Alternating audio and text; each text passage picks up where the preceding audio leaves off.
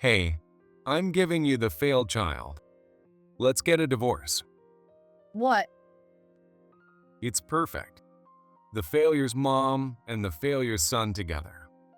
If you won't agree to the divorce, I'll just leave by myself. With that, my husband John handed me the divorce papers. Ever since our kids were young, my husband praised our eldest son for his good grades and constantly belittled our younger son.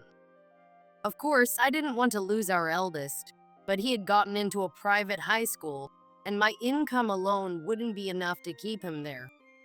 As much as I hated the idea, I had no choice but to accept it. And so began my life with my younger son. Is it that dad is just not interested in ordinary failures? He actually said that. It's okay. You have hidden talents. Just wait and see. With those words, I raised my younger son into a fine young man. Then, 7 years later, a man came to visit me. It's been a while. 1,000 employees, huh? That's amazing. I can't believe you started a company and succeeded. Well, but you're talking to the wrong person, you know? Huh. I'm the CEO, but this company. I am Emily, a 34-year-old housewife living in New York City. I got married 3 years ago and have been a full-time housewife ever since. It's more accurate to say that it was my husband's strong wish for me to become a housewife. We met at work, dated for a year, and then got married. Everyone at our workplace knew about our relationship and congratulated us on our marriage. So we discussed our future life together thoroughly. I plan to keep working after we get married, at least until we have kids. It's not fair to quit right away and burden my colleagues. I think it's best to work for a few more years. No. Since we're married, I need you to be a full-time housewife, wanting to keep working. Are you trying to disgrace me? Disgrace you? That's not my intention. Is it really necessary to be a housewife? These days, many young couples are both working, and even after having kids, some women return to work. If you keep working after marriage, it will look like I can't support us. People at work, our neighbors, my friends, they'll all think I'm a failure. That's unacceptable. I understood that some people might think that way, but I wanted him to face reality. We weren't working for a large corporation, so our salaries weren't that high. We could live comfortably on his salary alone if we didn't live extravagantly, but we had talked about wanting kids and saving for the future. If we could live on his salary, we could save all of mine. That's what I thought. But he prioritized his pride and completely rejected the idea of us both working. But we have to think about the future. If you really want to work, quit your current job and find something you can do from home. That way, no one will know you're working. That's easier said than done. We can live on my salary alone, so don't be unreasonable. That might be true, but I wasn't just thinking about the present. Before we got married, he was so kind. I never expected these issues to arise right after marriage. I regret not discussing our future plans more thoroughly before we decided to get married. However, regretting now wouldn't change anything, and I couldn't keep working against his strong objections. We weren't in a hurry to have kids, so I decided to slowly look for a job I could do from home. I thought we could gradually resolve the financial issues. That's how I felt at first. About 6 months later, I found a job I could do from home, balancing it with housework, and led a busy life every day. I'm home. Welcome back. Guess what? I think I'm pregnant. What? Pregnant? Yes, we'll soon be a family of 3. I'm so happy. I had wanted to wait a bit longer before getting pregnant, but I was truly overjoyed. I had heard from others about the challenges of being pregnant, and while I had some concerns, the joy of finally expecting a child was overwhelming. Early on, I struggled with morning sickness, but it wasn't too severe, so I managed to handle the housework. My husband John was busy with work and rarely helped with housework or took care of me, but I managed somehow, so it didn't seem like a big issue. Our first child was born, and life with our precious baby was wonderful, though I also felt the challenges of parenting firsthand. I'm going out for drinks again tonight, so don't worry about dinner. I'll probably be back in the morning since I'm off tomorrow. Hey, you've been going out a lot lately. Don't you think you should spend some time with the baby? I'm exhausted from the sleepless nights and constant attention to the baby, plus the housework. No matter how much time and energy I have, it's never enough. And you just do whatever you want. Isn't that a bit much? Drinking is part of work. You have no right to limit it. Besides, I'm using my money, so you shouldn't complain. Raising kids is a mother's job, so fulfill your responsibilities. As a mother, I do have a responsibility to raise our child, but that responsibility also applies to a father. Why should only the mother be responsible for raising the child? Both parents have an equal duty to raise their child, and having a job is no excuse to neglect that duty. I was handling both housework and childcare, so I expected my husband to participate in parenting, even with his jobs. But he continued to act selfishly, no matter what I said. Our marriage started to deteriorate, and then I found out I was pregnant with our second child. Since our intimate moments had become rare, I was very surprised by this pregnancy, but it was still a joyful thing. But my husband, Even if we have a second child, we can't raise them. It's sad, but maybe it would be better if they went to heaven. wait a minute. You tell me to give up this pregnancy? Don't be ridiculous. But we can't help it, right? We don't have the time or means to raise two kids. Face reality. It's our responsibility to raise the child we created, no matter what.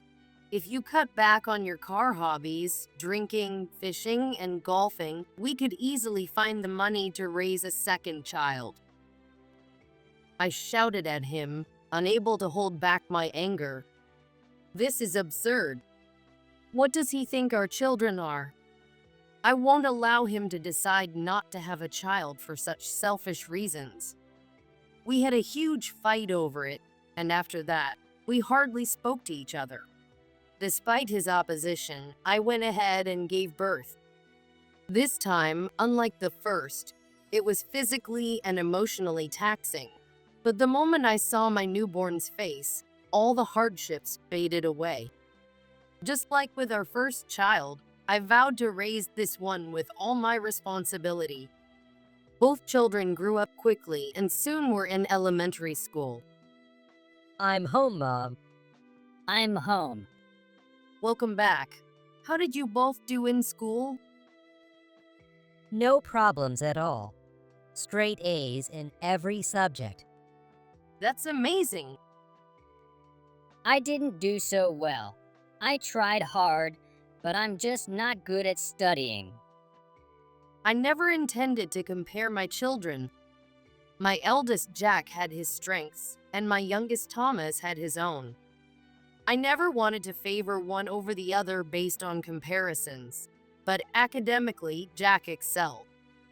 He was naturally good at studying and got perfect scores on his tests, even with minimal studying at home. Teachers always praised him for being an exemplary student. On the other hand, despite his efforts, Thomas struggled with his studies and didn't get good grades.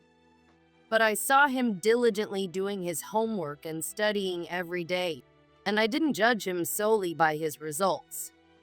You both did well. Even if the results weren't great, results aren't everything. Let's work hard again next semester. and getting straight A's is truly amazing. You're too lenient. If Thomas can't get good grades, isn't he just a failure? We shouldn't have had him. Don't say such things in front of the kids. But it's the truth, isn't it? Jack is so smart, but Thomas is not. Maybe he isn't even my child. Maybe that's why he's such a failure. Enough. There are things you should never say in front of children. Even though they're still young, they're old enough to understand. I was furious, but I couldn't let the kids see us fight. I tried to stay calm, but these kinds of comments from my husband had become more frequent. He judged our children solely on their results, often hurting Thomas with his words. Even Jack didn't feel good about his brother being criticized. Dad, I'm just naturally good at studying. You should acknowledge Thomas's efforts. Effort without results is meaningless. In the Olympics, the gold medalist gets all the praise, but those who worked harder don't get any recognition. Life is harsh, and those who don't produce results have no value. I don't think my way of thinking is the only right one. It's fine to prioritize results like my husband does. But it's wrong to dismiss all efforts and not give any praise. It discourages children and undermines their confidence. Even a child who tries hard will eventually stop trying if they believe it's pointless. To prevent this, I continued to support and encourage Thomas. But Hey, I'm thinking of putting him in a child welfare facility. I'm not spending more money on someone who can't get good grades. what? I was shocked by my husband's sudden proposal. He was talking about Thomas, putting him in a child welfare facility. What is he thinking? There's no way I would do that. It's true that his grades were worse compared to his older brother. But still, there are things you can and can't say. How can he not understand that as a person? If there were valid reasons why we couldn't raise a child, I would understand. And I don't mean to say that putting a child in a child welfare facility is the same as abandoning them. There are many reasons why someone who wants to raise their child might not be able to. However, my husband's reasoning is so selfish and absolutely unacceptable. What does he think of his own child? Don't say such ridiculous things. There are things you can and can't say. Am I saying anything wrong? Isn't it bad if someone can't produce results? If you want to defend him so much, why don't you take care of him yourself? How can you say that? Don't you have any parental responsibility? Frankly, I'm fed up with living with you. Why don't you just take that idiot and raise him yourself? With that, John went back to his room, leaving me in shock. Even as a joke, you can't say such things. John was against having our second child even before he was born, and after he was born, John constantly compared Thomas to Jack. The atmosphere in the household was terrible, and I stopped talking to John altogether. John indulged in his hobbies and did what he liked without caring about our family, and time passed without major incidents at home. Before I knew it, Jack was nearing graduation from middle school. Then one day, Hey, sign this. what? Divorce papers? I was stunned as my husband spoke to me out of the blue.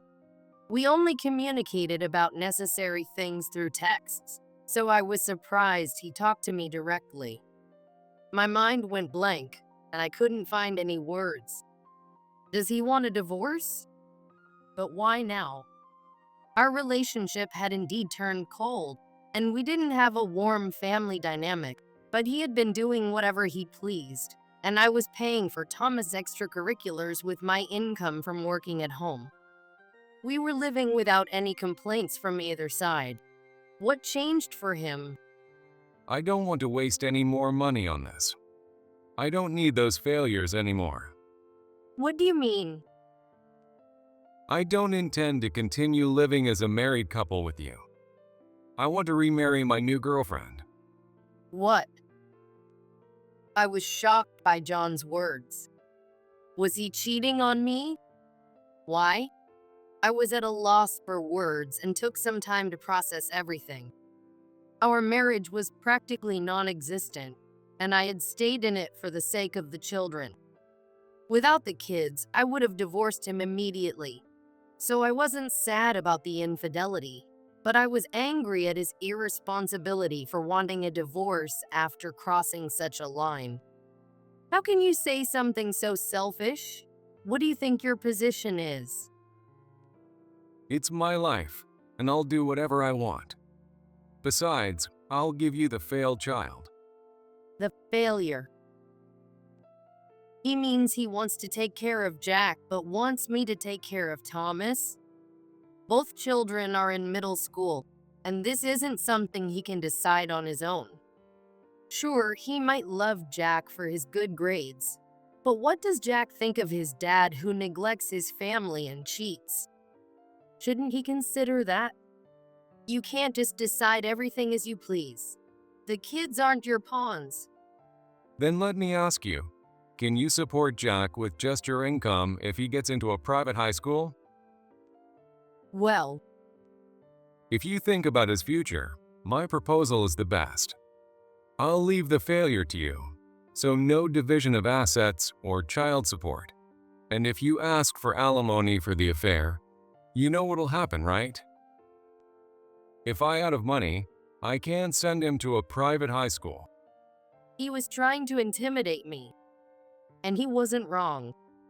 Our eldest son, Jack, had passed the entrance exam for a prestigious private high school. If we divorced now, who would pay for his tuition? A person who cheats so easily.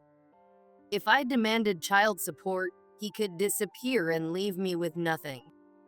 I can't trust someone who cheats. And if I don't agree to the divorce, he'll just leave anyway. After thinking it over many times, I had to accept that John's method seemed like the best option. I'm really sorry for everything that's happened. I failed as a parent, but I'll do everything I can, and I'll respect your decision. Okay, then I'll live with Dad until I graduate high school. I'll stay in touch regularly, so don't worry, Mom. Are you sure that's what you want? Of course. Dad probably just wants to keep me around because of my good grades. Jack decided to live with his dad. If that's his decision, I won't stop him. It shows his determination to attend the private school he got into. 3 months later, everything was settled, and I moved into a cheap apartment with Thomas while my husband stayed with Jack. I started working more seriously, and while my income wasn't high, it was enough to support Thomas and me. When I graduate high school, I'll start working.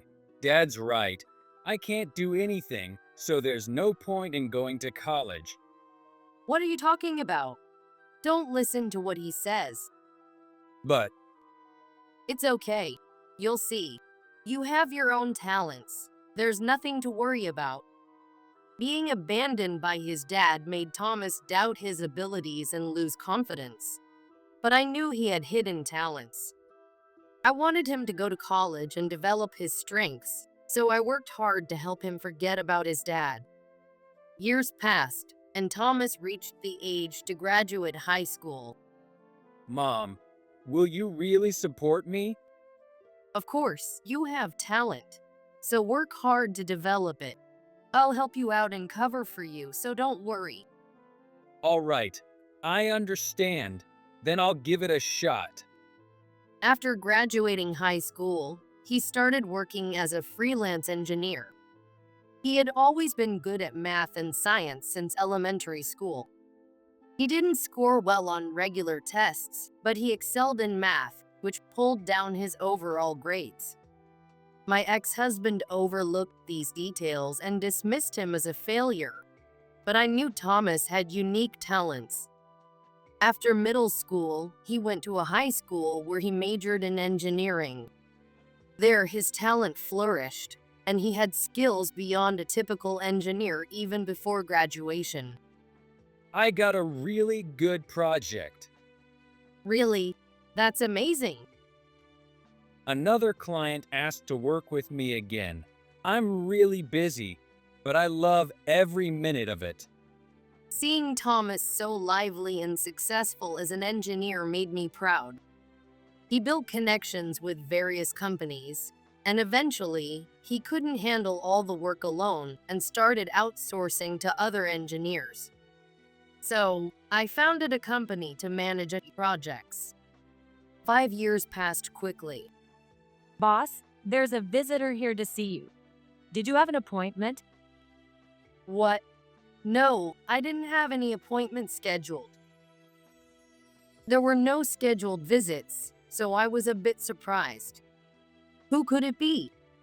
But when I heard the visitor's name, a chill ran down my spine. Still, I couldn't just turn them away, so I asked to have the visitor shown to my office. It's been a while. You look well.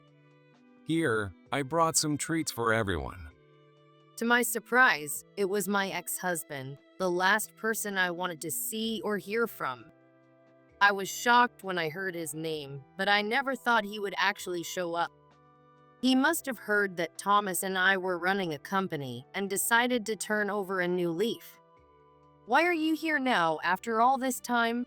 I didn't want you to come. Come on, don't be like that. We haven't seen each other in ages. Let's chat a bit. Are you running the business alone now, or? There was no apology for leaving us or abandoning us. Does he think time heals all wounds? If so, he's gravely mistaken. He hasn't learned anything or reflected on his actions. If he brought a gift, he should start with an apology. Does he think he did nothing wrong? Either way, I was just exasperated. But as I sat there speechless, the office door opened, and someone walked in. Long time no see. Are you here because you're broke and your girlfriend dumped you, desperately clinging to hope with mom? Huh? Wait a minute. What are you doing here? My ex-husband was bewildered to see Jack appear suddenly. A year ago, Jack had contacted me. He told me Jack had cut ties with his dad, who had lost his job, been abandoned by his new wife, and was in debt. I don't get it. Why? I called him. I thought a reunion was in order. What? So, you lost your job and got dumped because you cheated with a colleague. You're drowning in debt now. How's that feel? You. What's your problem? At first, my ex-husband was confused, but his anger soon flared up. When Jack contacted me a year ago, I was so shocked that my mind went blank. He had planned to cut ties with his dad after graduating high school. I had heard about this when we divorced, so it didn't surprise me much. However, what surprised me was his life after that. Heard you went to college but dropped out. You consulted him about following your passion, and he opposed it, right? Yeah. I got into a private high school. He paid for my college. But when I wanted to drop out, he blew up. But I had a job offer from the company I was working part-time for. So I didn't see the point in continuing college. I did what any father would do. I spent so much on you, and you repay me like this. You have no right to complain. You have no right to lecture me about abandoning your family. And if you think you're so right, why did you only invest in me? Do you think you have only one son? Jack's clear words left my ex-husband speechless. In the end, my ex-husband invested everything in Jack, only to be cut off completely. It was like making a bad investment with no return. Exactly 1 year ago, Jack contacted me to tell me about his situation and that he was leaving his job. I was looking to expand my business, and since he had experience in sales at an IT company, I decided to have him work with us. And now my ex-husband showed up. So, what do you want now? Trying to mooch off the success of the son you thought would be your ATM? Well, You have no one to clean up your messes. You've always been selfish, so don't expect anyone to help you now. You've always done whatever you wanted, so take responsibility for yourself. You're alone and broke because of your actions, so accept it. Jack's harsh truth left my ex-husband clenching his fists, glaring but unable to retort. Jack must have known he was just being used for his success. Despite being the same children, the way his dad treated him and his brother was worlds apart. He was praised for his good grades, while his brother was constantly belittled. I don't think any child dislikes being praised by their parents, but my ex-husband evaluated our children as if they were tools. The kids understood more than anyone that there was no love in it. My ex-husband spent almost no money on the family, but he sent Jack to private high school and paid for his college generously. But it was all an investment in his future. He didn't want Jack to have a good life. He wanted to benefit from Jack's future earnings. That's why he chose to take Jack and not his younger brother when we divorced.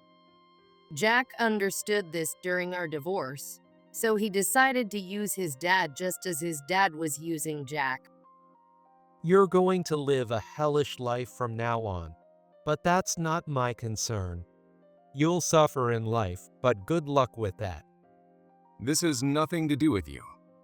I didn't come to see you. You traitor, shut up. Right. You came to see me. So what do you want? Well, after everything, I've reflected. And you're not remarried, right? You must be worried about old age, so I thought we could get back together. Get back together? How dare he say such a thing? This is absurd. Shouldn't he start with an apology? He doesn't apologize and talks about reconciliation as if he's doing me a favor because I'm not remarried. What the hell is he thinking? Becoming the CEO must make me look attractive to you? But I have no intention of reconciling with a traitor like you. Don't misunderstand. I want nothing to do with you in the future. I have no intention of involving myself with someone like him again. Don't get it twisted. I can live perfectly well without you, and I don't need to show you any mercy. I don't trust you as a person. You betrayed me once, and you do it again. Take care of your own life. Do you have to be so harsh? We were married for over 10 years. Did you forget that? You ruined a 10-year relationship for your selfish reasons. You left us, so if you regret it, regret your foolish choices. With that, I called security. My ex-husband pleaded with me until the end, but eventually security escorted him out. Thomas has trauma regarding his dad, so I didn't let them meet, but when I told him about the visit, he laughed. He must have felt some satisfaction in indirectly getting back at someone who belittled him. I manage the business, but Thomas discovers and trains excellent engineers. And Jack lands major contracts, one after another. Our company has grown to over 1,000 employees, and we run it as a family. As for my ex-husband, after being evicted from his apartment and disowned by his parents, he lives day to day, working part-time jobs. No one will help someone like him, and he'll continue to struggle. But it's all his own doing. I think he should spend the rest of his life regretting his actions. I plan to cherish my family and live my life differently from my ex-husband. I will continue to value my beloved sons and work hard every day to protect the company we have built together.